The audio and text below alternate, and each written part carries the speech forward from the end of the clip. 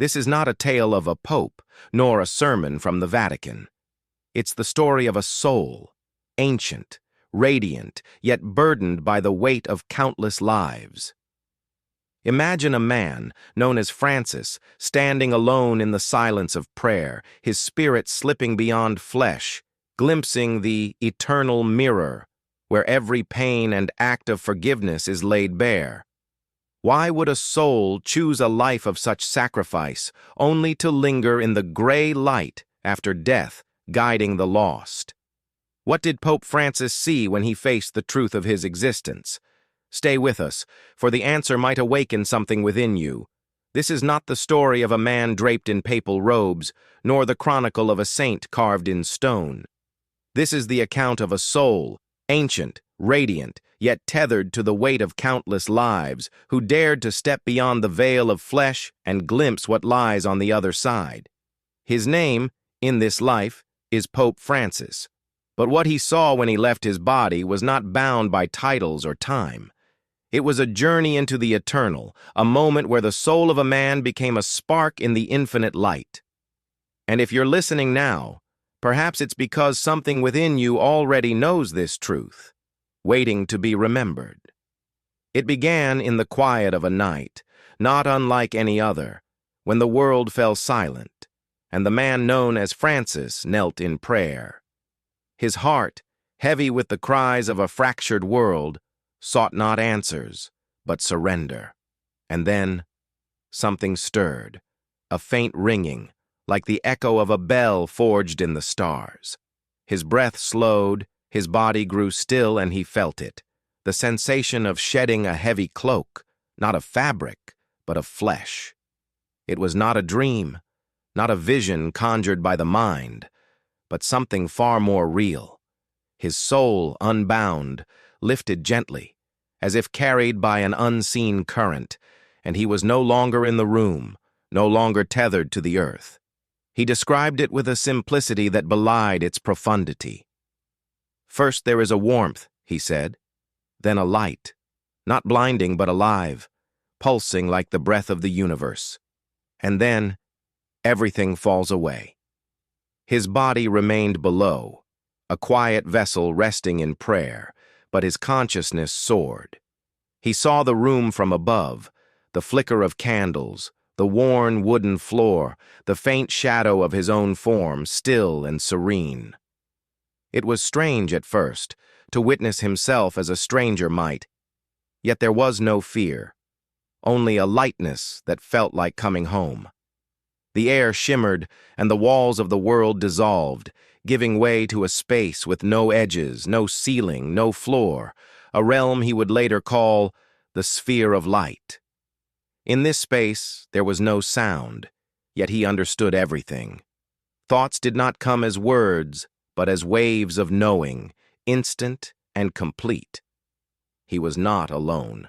There were others, beings, presences, souls, without form but radiant with recognition. They did not speak, yet he felt their welcome, a silent chorus of memory that stirred something deep within him. There are no names there, he said, only feelings, only truth. He saw no faces, yet he knew these presences, as if they had walked with him through countless lives across the vast tapestry of time. And then, the strangest part began. He saw, not with eyes, but with a clarity sharper than any mortal sight.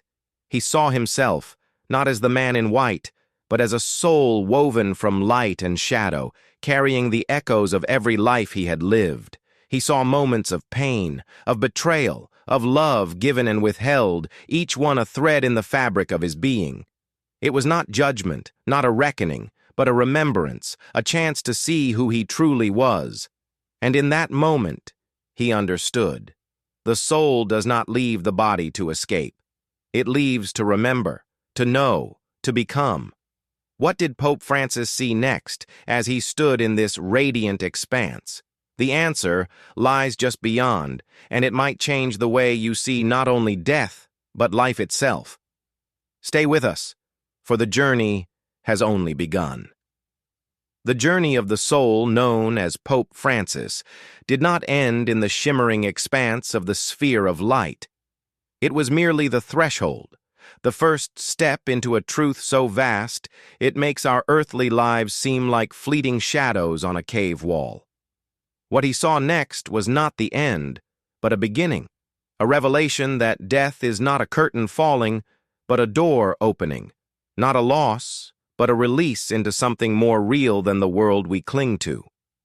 If you're still here listening, it's because some part of you senses this, a whisper in your heart that longs to know what awaits us when the body fades.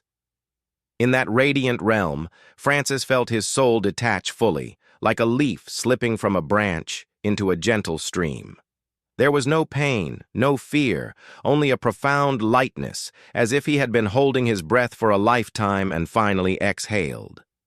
It's not a jolt, he would later say, not a rupture, but a softening, a surrender to a warmth that feels like home. His consciousness, now free, hovered briefly above the world he knew. He saw his body below, still kneeling, a fragile vessel that had carried him through years of service and sacrifice. It felt distant, like a memory of someone else's life, yet there was no sadness, only peace. Then the light called, not a harsh glare, but a glow, warm and alive, like the embrace of a long-lost friend. It did not blind, it beckoned. He followed, not with effort, but with ease, as if drawn by a current older than time. And in that moment, he was no longer bound by the limits of flesh. He was aware, more awake than he had ever been, perceiving the world with a clarity that mortal eyes could never grasp. "You don't lose yourself," he said. "You become yourself, stripped of all that was never truly you." He was not alone. They came. Not angels with wings, not ancestors in familiar forms, but presences, entities without shape, yet brimming with love so pure it needed no proof. They were not strangers. They were known, as if he had always carried their essence within him. "You cannot see them," he recounted, "but you feel them, like a melody that stirs your soul."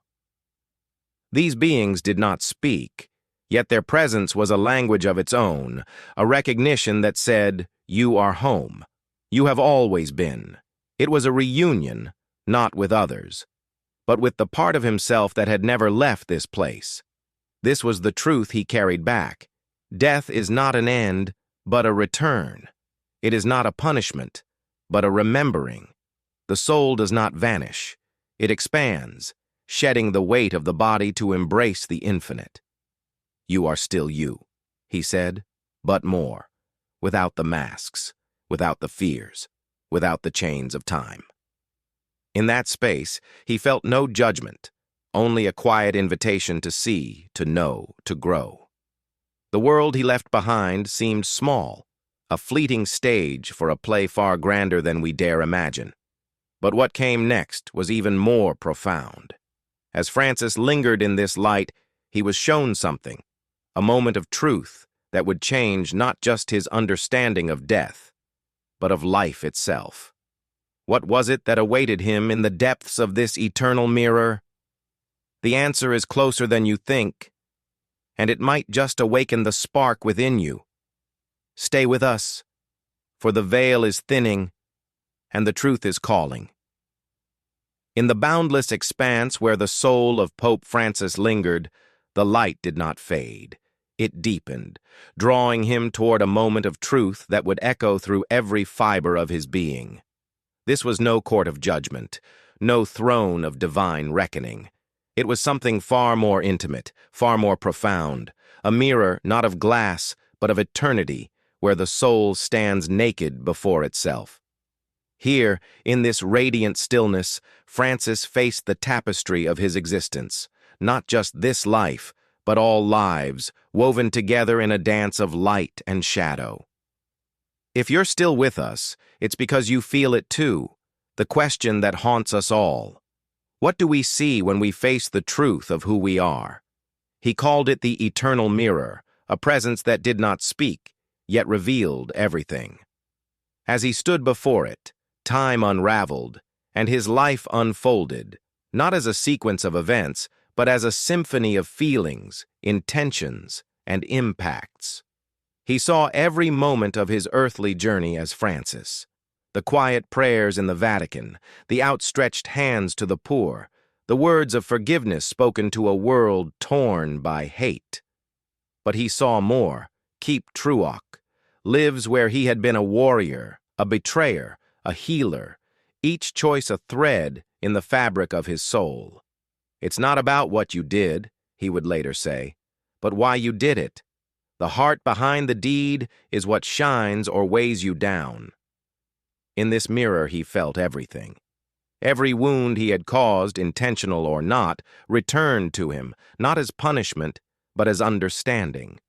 He felt the pain of those he had failed, the anger of those he could not reach, the sorrow of those left behind. Yet he also felt the love he had given, the warmth of a smile to a stranger, the hope kindled by a single act of compassion. It was magnified, pure, untainted by the distortions of the world. You don't just see your life, he said. You live it again, through the hearts of everyone you touched, and in that, you know who you truly are. There was no judge, no voice of condemnation. The mirror was himself, his soul, stripped of excuses, fears, and illusions. It asked a single question, not in words, but in the silence of truth. Did you live with an open heart?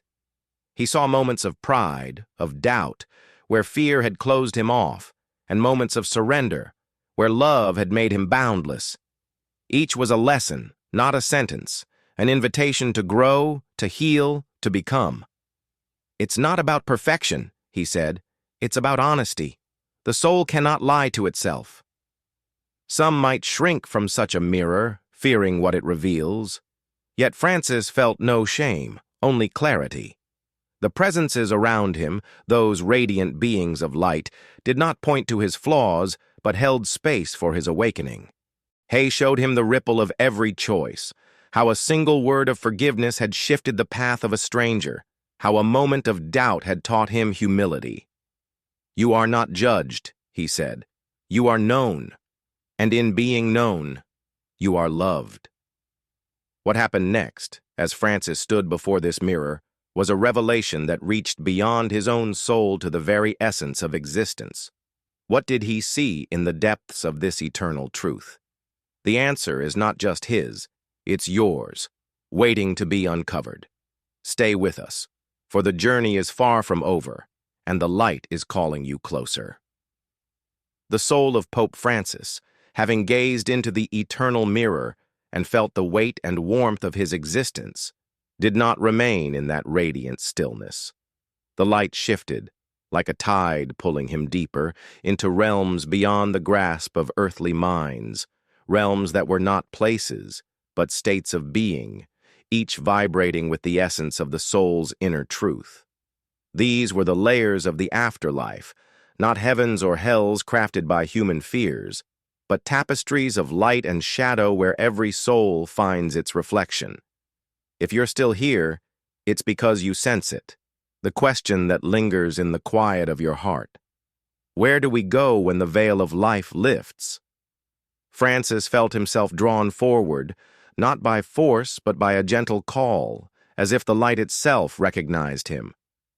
You don't travel to these places, he would later say. You arrive where you already are. The first layer was a calm expanse, like a lake at dusk, its surface unbroken, its depths alive with peace. Here, souls glowed softly, their vibrations aligned with love, forgiveness, and surrender. He saw them, countless presences, not as bodies but as sparks of light, each radiating the essence of lives lived in truth. They were not exalted. They were home, resting in the harmony they had cultivated. Yet not all souls lingered in this serenity. Francis felt a shift, a pull toward another layer, one that shimmered with unrest, like a river stirred by unseen winds. He called it the gray light, a space neither bright nor dark, where souls wandered, tethered by regrets, fears, or attachments. He saw them, souls clinging to the memory of loved ones, to unfinished dreams, to the weight of unforgiven wrongs. They were not condemned. They were paused, caught in a hallway with no doors, until they chose to release or return. "It's not punishment," he said. "It's a mirror of the heart. You stay until you're ready to let go." In this gray light, Francis felt a stirring within himself. He saw flashes of his own life, moments of doubt, of burdens carried for a world that often turned away. Yet he also felt the love he had sown, the forgiveness he had offered, pulling him toward brighter layers. But he paused. He chose to linger in this in-between, not out of fear, but out of compassion. "Some souls need a guide," he said, "a light to show them they are not alone." He saw himself reaching out to those lost in the gray, their sparks dim but never extinguished, whispering, "You are enough. You are seen." Beyond the gray light, he glimpsed other layers, some vibrant, like cities of light pulsing with creation, others chaotic, where souls faced the dissonance of lives lived in falsehood. Each was a reflection, not a destination, a state born of the soul's own vibration. "You don't ascend or fall," he said. "You become what you've always been without the mask." The truth was clear. The afterlife is not a reward or a sentence, but a revelation of the soul's essence, shaped by the love or fear it carried. What lay beyond these layers, where the light grew so pure it defied description? Francis felt its pull, a silence that was not empty but alive, like the breath of the universe itself. What did he find in that final embrace of light? The answer is not just his. It's a truth that calls to every soul, waiting to be remembered. Stay with us, for the journey is deepening, and the veil is growing thinner. In the luminous layers where the soul of Pope Francis lingered, the light did not merely reveal, it invited. Beyond the gray light and the radiant realms, he sensed a deeper calling, a pulse that was neither command nor coercion, but a song of possibility.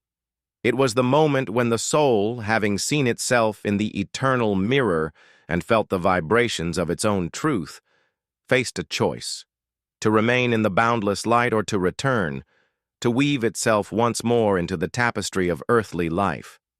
This was the mystery of reincarnation, not a mandate, but a willing leap into the crucible of existence.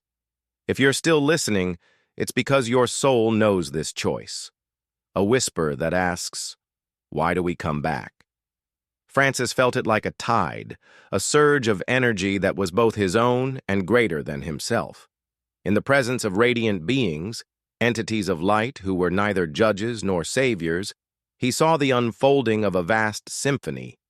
It was not a vision, but a knowing, a glimpse of souls preparing to incarnate, each a spark converging into a new form, a new story. "It's like a dance," he would later say, "where every step is chosen, every note deliberate." He saw his own soul, before this life as Francis, standing at the edge of eternity, reviewing lives past, moments of cruelty, of healing, of love withheld and given. And he chose. He chose not a life of ease, but one of weight. He chose the role of a shepherd in a world of division, the mantle of a pope to learn the lesson of forgiveness in the crucible of power. "The soul does not seek comfort," he said. "It seeks growth." He saw himself selecting the time, a century of turmoil, the place, a church steeped in tradition, yet yearning for renewal, the challenges, skepticism, betrayal, the burden of a billion hopes. It was no accident. Every detail, from the parents who would raise him to the struggles that would shape him, was a brushstroke in a painting of purpose, crafted with the precision of a master artist. In this radiant space, he understood, reincarnation is not a cycle of punishment, but an act of courage. Souls return not because they must, but because they desire, to heal what was broken, to love what was lost, to remember what was forgotten. He saw other souls choosing, some for joy, others for pain, each drawn to the lessons only earth can teach. The body is a school, he said, and life is the lesson. The soul knows what it needs. He felt the weight of his own choice, the vow to carry light into darkness, to forgive where others cursed, to stand as a bridge between the human and the divine. Yet the choice was not solitary. The beings of light, those silent guides, offered glimpses of the lives to come, not as fate, but as potential. They showed him the faces he would meet, the hearts he would touch, the wounds he would help heal. "You are never alone in your choice," he said. "You choose with the universe, with the souls who will walk beside you." And in that moment, he felt the love that binds all lives, a thread that survives every death. What did Francis see as he stood at this crossroads of eternity, poised to return? The answer holds a truth that might stir your own soul, a call to remember why you too are here. Stay with us, for the light is drawing closer, and the journey is far from over. As the soul of Pope Francis stood poised between the radiant layers of eternity and the call to return, a truth emerged, not as a thunderous decree, but as a quiet flame kindling in the depths of his being. It was a truth that wove his journey through the eternal mirror, the gray light, and the choice to incarnate as a beacon of forgiveness into the infinite tapestry of existence.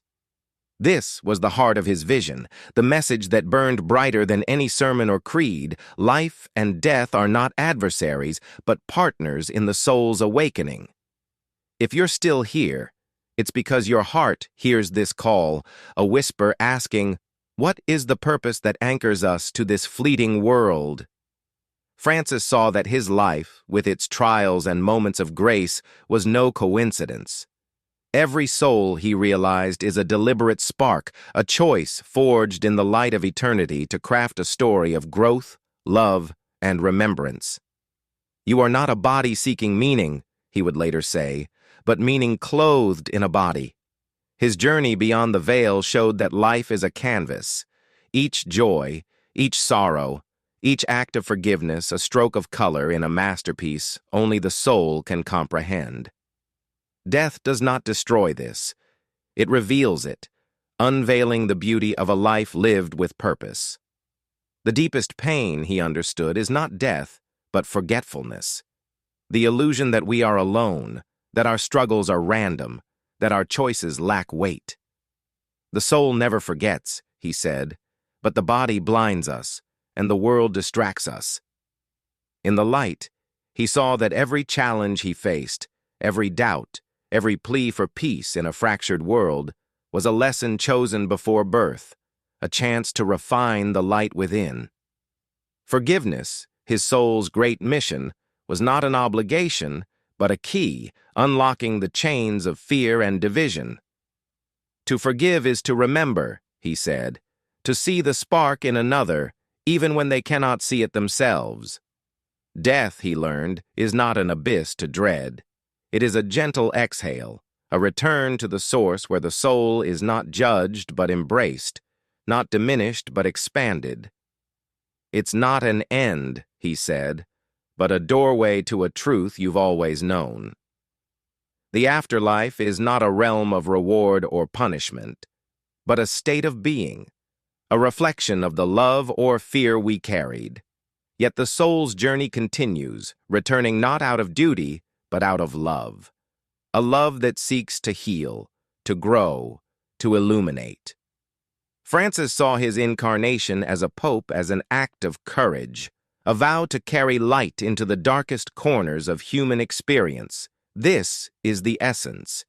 You are here for a reason.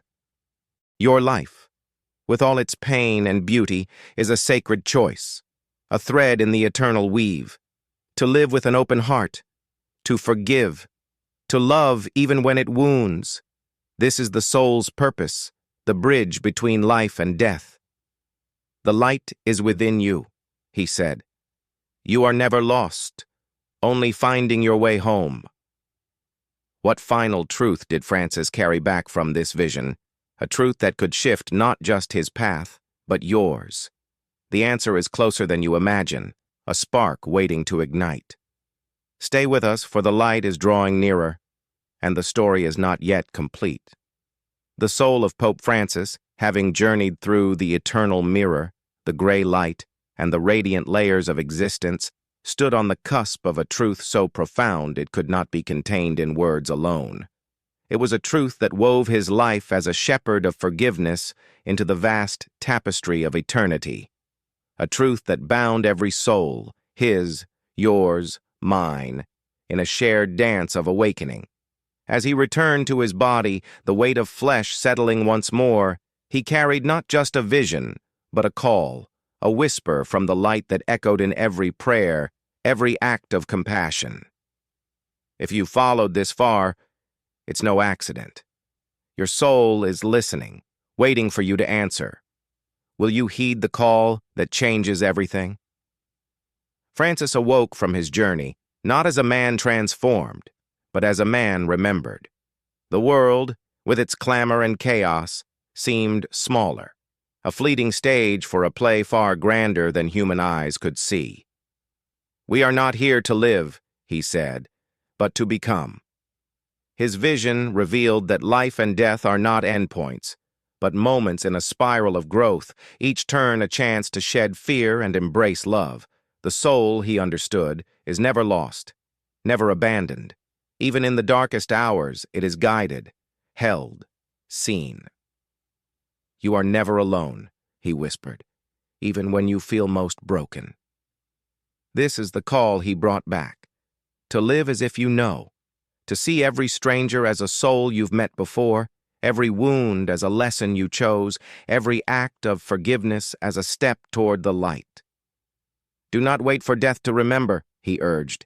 "The truth is here now, in the breath you take, in the heart you open." He saw that we are not victims of fate, but co-creators of our story, each choice a brushstroke on the canvas of eternity. To forgive is not to erase pain, but to transform it, to turn a scar into a star that lights the way for others. He did not ask for belief, nor did he demand faith. "Close your eyes," he said, "and listen." Where thoughts fade, the soul speaks. The light he saw beyond the veil is not distant. It lives within you, a spark that no darkness can extinguish. This is why you're here, why you've heard this story. It's a sign, a crack in the ordinary through which the eternal shines. "You don't need to be perfect," he said. "You need to be real." Every step you take toward love, toward truth, is a step toward home. So, we ask you now, did this story stir something within you? Did you feel, even for a moment, the pulse of your own soul, the echo of a light you've always known? If you did, don't let it pass. Leave a sign, a heart, a word, a silent dot in the comments below. Let it be your whisper to the universe. I am here. I hear. Press that like button, not just as a gesture, but as a vow to carry this light forward. Share this video with someone who needs to remember, someone whose spark is waiting to be kindled. The journey of Pope Francis is not his alone. It is ours. A reminder that we are all souls, old as eternity, bound by love, called to awaken. See you where the words end, and the real begins. The light is waiting. Will you answer?